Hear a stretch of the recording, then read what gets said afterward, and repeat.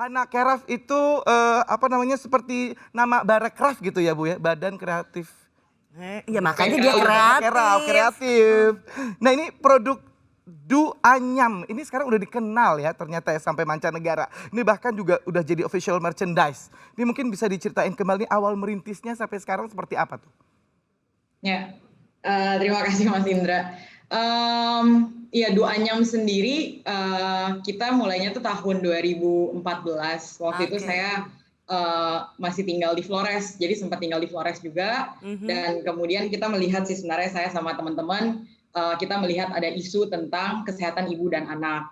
Bagaimana sebenarnya program pemerintah itu sudah bagus, melahirkan itu sudah gratis. Tetapi ternyata dari kampung ke fasilitas kesehatan itu ternyata membutuhkan uang tunai. Jadi Hana melihat bahwa selama ini ibu dan perempuan karena akan menjadi korban yang paling menderita karena akibat kemiskinan. Sehingga Hana ingin menggerakkan mama-mama di NTT juga untuk bisa ikut mandiri secara ekonomi ya. Benar, dan bisa mengambil keputusan untuk dirinya sendiri gitu, karena dia nggak perlu nunggu uang dari suami kan. Jadi kalau dia punya uang sendiri, dia bisa memutuskan, oh saya pengen beli telur gitu, untuk tambahan protein. Saya mau bayar uang sekolah anak gitu. Tapi kalau misalnya di laki-laki, biasanya pengeluarannya kan lebih ke renovasi rumah, hal-hal yang berbau-bau aset lah gitu. Nah itu gimana tuh bisa meyakinkan mama-mama itu gitu?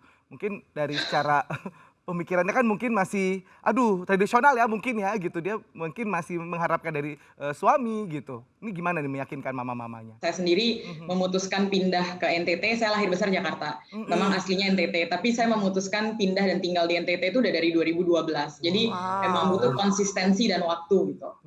Sekarang udah tinggal pulang pergi sih. Yang kedua, dulu setelah selesai kuliah sempat nanya-nanya juga sih sama orang-orang, belajarlah dari yang generasi sebelumnya gitu, bagaimana menentukan langkah hidup selanjutnya. Nah, salah satu nasihat yang saya pernah dari Ibu Erna Witoelar waktu itu bilang, Hana, kalau mau menjadi seorang leader, mau membawa perubahan, you have to get your hands dirty, you have to go to the grassroots, tinggal dengan komunitas, memahami apa sih yang komunitas pertimbangkan untuk mengambil keputusan gitu.